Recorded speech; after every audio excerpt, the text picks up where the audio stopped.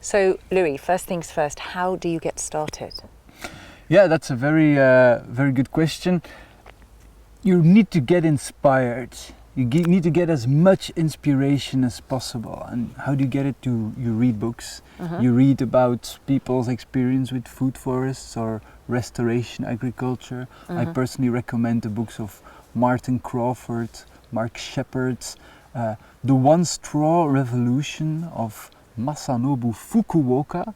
It's a Japanese farmer, a philosopher, and there you really get inspired on why you should do it, how you should do it, and then visit as many places as possible. Yeah, because that's crucial, isn't it? Because there are demo areas, aren't there? You can actually see what you are describing. Yeah. So really, everybody's doing it in his own way.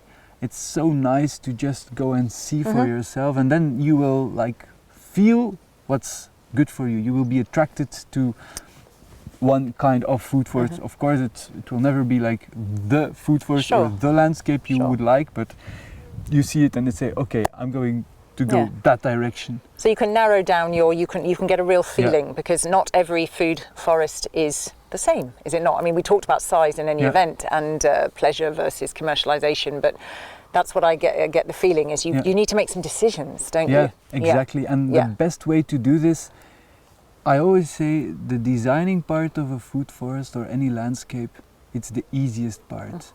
The hardest part is to really get to know what do you want. Right. And for that, we really need to create the DNA of your project. So that's what we're going to do next. Okay.